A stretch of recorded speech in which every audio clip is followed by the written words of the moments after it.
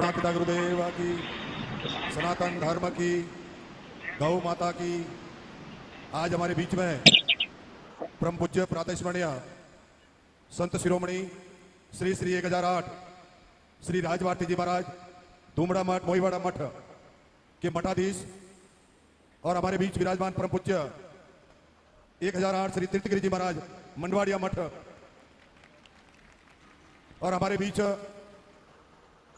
राजस्थान सरकार में पशुपालक कल्याण बोर्ड के पूर्व अध्यक्ष भाई भूपेंद्र भाई और हमारे बीच भारतीय जनता पार्टी के जिला उपाध्यक्ष नारायण भाई और हमारे बीच विराजमान इस समाज के अध्यक्ष और हमारे इस नवपरगना वकील साहब चौगाराम जी और हमारे बाहर से पधारे और पूरे समाज के आगेवान हार्दिक भाई सभी, क्योंकि पूरे समाज के आगेवान है यहाँ, सबको मेरा हाथ जोड़कर राम राम। किशन भाई भी हैं। आज हमारे लिए बहुत ही बड़ी सौभाग्य की बात है कि एक रात हमें जो मिल रही है आज की, ये हमारी तपस्या की रात है। शिव जी के दरबार में बैठकर मैं धन्यवाद देता हूं पूर्वजों को, जो हमारे माता पिता ने हमें एक 24 घंटे के लिए यहां रहने कर, क्योंकि भाग्य के भी ये समय नहीं मिलता। और आज हमें जो 24 घंटे इस मंदिर में रहने का सौभाग्य मिलता है, ये अगर हमारे लिए है तो हमारे पूर्वजों की कृपा है, पूर्वजों की। और हमारे धन्य है उन्होंने जिन्होंने हमारे माता पिता आज हमारे को 24 घंटों के लिए ये भक्ति संध्या का जो कार्यक्रम हो रहा है, हमारे भाई, हमारी बहनें, मेरे युवा भाई, मेरे बुजुर्ग माता पिता, आज हमें जो ये समय मिल रहा है, इससे हमारी बैटरी 1 साल के लिए चार्ज होती है। बैटरी हमारी बैटरी 1 साल के लिए चार्ज होती है। और चार्ज इसलिए होती है कि इस ऋषि मुनियों की कृपा से और संतों की कृपा से हमें जो आशीर्वाद मिल रहा है, आज मैं आपके सामने खड़ा हूं। अगर मैं जिंदा हूं तो इस सांडे सती और मुंडारा माता जी, धूमड़ा माता जी की कृपा से।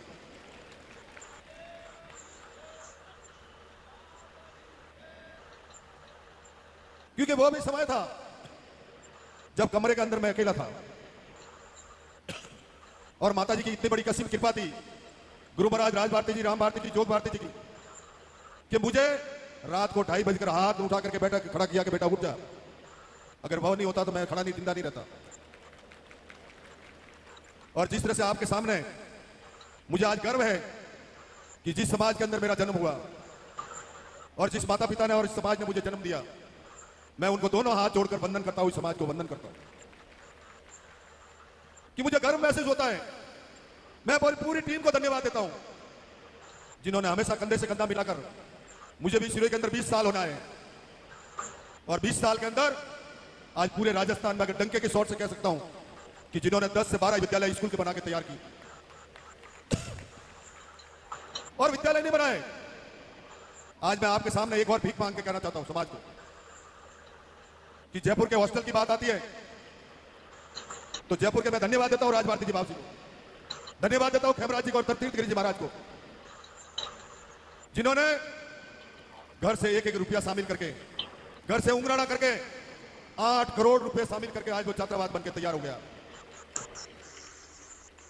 8 करोड़ रुपए में ऐसे वैसे नहीं, सरकार का 1 रुपया नहीं, इस समाज के पैसों से शामिल करके आज 8 करोड़ रुपए मिलकर के विद्यालय बनाया, आवासीय विद्यालय, हॉस्टल जो बनी। तो मैं धन्यवाद देता हूं इस समाज को। राजभारती जी बाबू ने पहले जोली लेके आए तो जोली में सबसे पहले राजभारती जी बाबू ने पैसे दिए थे, आज वो छात्रावास बनकर तैयार हो गया। आज सिरोही के अंदर ये छात्रावास, जब मैं यहाँ एमएलए भी नहीं था और नारायण जी, भूपत भाई, किशन भाई, हार्दिक भाई, मैं सिरोही में एक बोर्ड का मेंबर था, अध्यक्ष था। उस समय सबसे पहले ये जो हॉस्टल की जमीन पास करी थी सिरोही के अंदर, जहां अपना छात्रावास बनाकर समाज ने दिया, उसके लिए धन्यवाद देता। ऐसे कई जिलों में ऐसा काम किया है।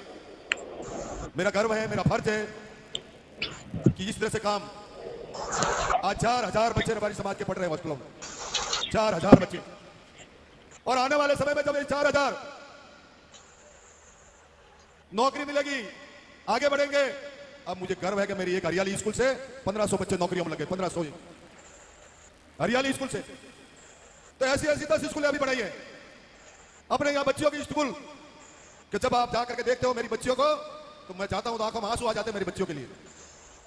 मुझे गर्व होता है कि समय जो मिला है उस समय का सदुपयोग करूं, उसका सहयोग करके बच्चियों के लिए।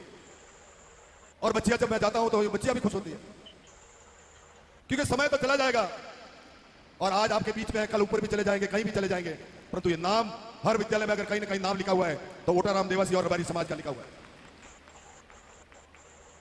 यह समय, अब आने वाले समय में अब नगर पालिका और नगर परिषद के चुनाव आने वाले हैं, पंचायत राज के चुनाव आने वाले हैं, और आने वाले समय में मेरी टाइम पहले भी मैं अकेला जीता था, और सिरोही की जनता को मैं नमन करता हूं जिन्होंने मुझे एक बार नहीं 3 बार यहां से एमएलए बनाया।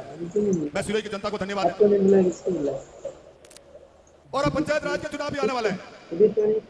मेरा काम है कैसे भी करके हर क्षेत्र में पहाड़पन से लगाकर सरपंच, जिला परिषद, पंचायत समिति प्रधान, प्रमुख, ठीक है 36 कौम को साथ लेकर, हो गया खाना वाना, 36 कौम को गले लगाकर, भाई की तरह साथ लेकर, अगर अपन जिस तरह से आज 20 साल के अंदर सिरोही में चल रहे हैं, कोई अपने ऊपर अंगुली नहीं उठा सकता कि ओटाराम जी एमएलए बने थे और इन्होंने नुकसान किया।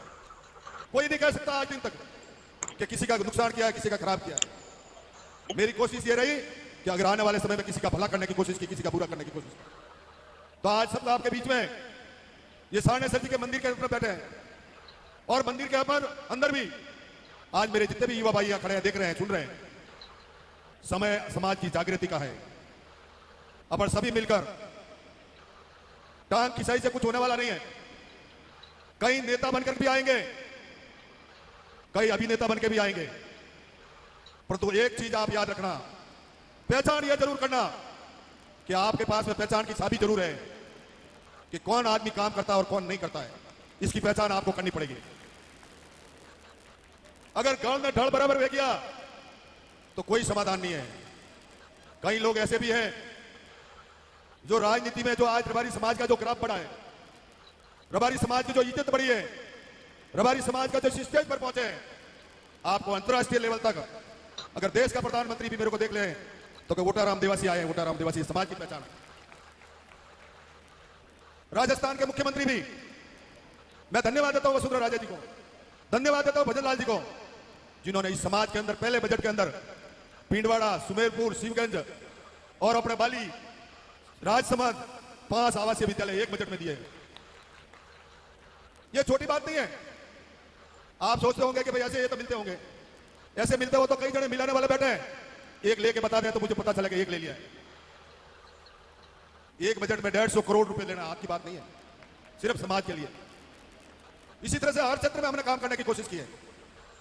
मैं कल पशुपालन विभाग वालों को कल यहां बुलाऊंगा कि उनकी तरफ से पशुपालकों के लिए क्या क्या योजनाएं बनी है, वो आपके पास आएंगे और कम से कम हमारे जितने भी हम साथ खड़े हैं वो भी आपको बताएंगे। मैं इस मेले की इज्जत, इस पगड़ी की इज्जत आपके हाथ में है।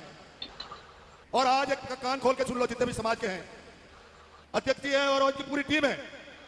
मैं देख रहा हूं 15-20 दिन से, 1 महीने से करीब लगे हुए युवा भाई सभी 1 महीने से इस मेले की व्यवस्था के लिए लगे हुए, और लगे हुए नहीं, रात और दिन एक करके एक ही मन में लगी हुई है कि कैसे करके इस व्यवस्था को सुधारा जाए।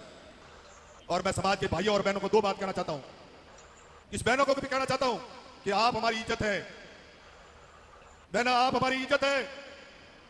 और जब मैं यहां का एमएलए हूं और मंत्री हूं, मेरी नजरों के सामने अगर एक बहन किसी के साथ भागती है, किसी के साथ जाती है, तो मेरी आंखों में आंसू बहन जरूर आता है कि